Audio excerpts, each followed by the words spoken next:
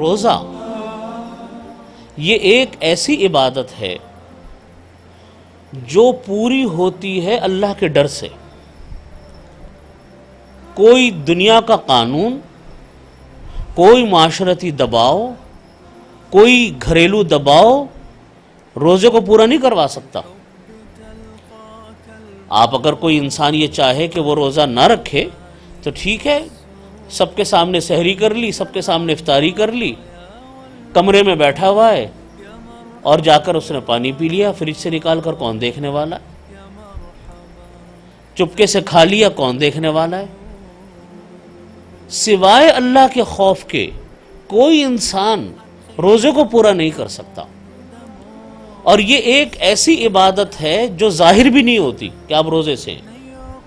کیا ظاہر ہوگی؟ نماز آپ پڑھتے ہیں تو ظاہر ہوتا ہے کہ آپ نے نماز پڑھی، حج آپ کرتے ہیں تو ظاہر ہوتا ہے کہ آپ نے حج ادا کیا، زکوٰۃ آپ دیتے ہیں تو لینے والا اس کو کم از کم دیکھتا تو ہے. یہاں یہ ایک ایسی عبادت ہے روزے کی کہ یہ نظر ہی نہیں آتی انسان نے روزہ رکھا ہے. اگر کوئی انسان کمرے میں جا کر پانی پی رہا ہے، چپکے سے چوری چھپے کھا پی رہا ہے، تو کوئی اس کو پکڑ تو نہیں سکتا. یہ روزے کی تکمیل ہوتی صرف اللہ کے ڈر سے. جب اللہ کا ڈر انسان کے دل میں ہو تو انسان روزہ مکمل کرتا ہے. اور جب اللہ کا ڈر ہوتا ہے کسی انسان کو تو وہ گرمی ہو، سردی ہو، لمبا روزہ ہو، چھوٹا روزہ ہو، مشکل روزہ ہو، آسان روزہ ہو، وہ رکھے گا. روزہ دار کو تو روزہ رکھنا ہے، روزہ دار کو روزہ چھوڑنا نہیں ہے، وہ تو ہر صورت میں روزہ رکھے گا. اللہ تعالیٰ نے اسی لیے فرمایا کہ یا ایھا الذین آمنوا کتب علیکم الصیام، اے ایمان والو تمہارے پر روزے فرض کیے گئے، کما کتب علی الذین من قبلکم، جیسا کہ تم سے پہلے لوگوں پر روزے فرض کیے گئے تھے، لعلکم تتقون. یہ وجہ بیان فرمائی اللہ تعالیٰ نے. روزہ اس لیے فرض کیا گیا تاکہ تمہارے اندر شاید تقوی پیدا ہو جائے. اور تقوی نام کس چیز کا ہے؟ تقوی کیسے پیدا ہوگا؟ روزے سے. جب انسان یہ دیکھتا ہے، روزے سے تقوی کیوں پیدا ہو سکتا ہے؟ اس طرح کہ ایک تو روزے کی برکتیں ہوتی ہیں، ایک اس کے ثمرات ہوتے ہیں، لیکن انسان کے اندر ایک ول جنریٹ ہوتی ہے، ایک پاور جنریٹ ہوتی ہے، یہ سوچ کر کہ دیکھو میرے لیے اتنا مشکل کام تھا سارے دن بھوکا پیاسا رہنا، خاص طور پہ گرمیوں کے ایام میں کہ ہم صبح سے لے کے شام تک پتہ نہیں کتنی مرتبہ پانی پیتے ہیں. ذرا سر تھوڑی دیر بعد پانی چاہیے ہوتا ہے آدمی کو گرمیوں کے ایام میں. پانی کے بغیر انسان کی زندگی نہیں ہے، انسان مر جائے گا. غذا کے بغیر انسان مر جائے گا بھوکا پیاسا رہ کر.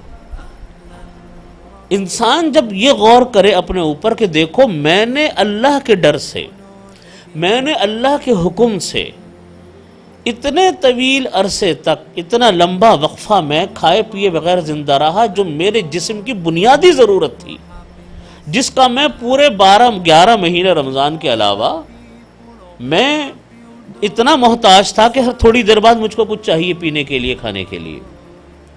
لیکن اللہ تعالیٰ نے فرمایا کہ میں نے روزہ فرض کیا، تو ہم نے کہا کہ اچھا ٹھیک ہے، ہم نے اللہ کے لیے روزہ رکھ لیا. اب روزہ ہے کہ پورا ہو رہا ہے، چل رہا ہے روزہ. اب جمبا چھوٹے سے کوئی سروکار نہیں، پر روزہ تو پورا کرنا ہے، کر ہو گیا پورا روزہ. جب اللہ کے حکم سے ہم نے یہ کام کیا کہ اپنے جسم کی بنیادی ضرورتوں کو ہم نے چھوڑ دیا، تو ہم وہ کام جو کہ اللہ تعالیٰ نے سال بھر ممنوع قرار دیے، پورے سال اللہ نے منع کیے ہوئے، ہم ان کاموں کو چھوڑنا وہ کام، گناہ کے کام ہماری جسمانی ضرورت نہیں ہے، ہماری معاشرتی ضرورت نہیں ہے، عادتیں غلط پڑی ہوئی ہیں، گناہ کی عادتیں پڑی ہوئی ہیں. تو انسان جب یہ سوچتا ہے کہ میں اپنی بنیادی ضرورتوں کو اللہ کے لیے چھوڑ سکتا ہوں، تو میں سال بھر کے وہ گناہ جو میری ضرورت ہی نہیں ہے، لتیں ہیں میری، عادتیں ہیں میری، بس پڑ گئی ہیں عادتیں، غلط عادتیں، تو میں ان کو کیوں اللہ کے لیے نہیں چھوڑ سکتا؟ انسان جب یہ غور کرے کہ یا اللہ میں نے پانی کو چھوڑ دیا، میں نے کھانے کو چھوڑ دیا، اپنی جسمانی خواہشات کو چھوڑ دیا، تو میں ان گناہوں کو اگر چھوڑنا چاہوں تو میں گناہوں کو بھی چھوڑ سکتا ہوں.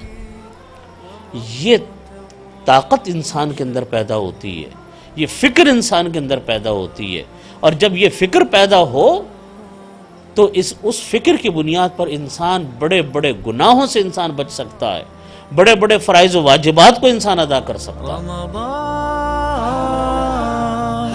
أشجانا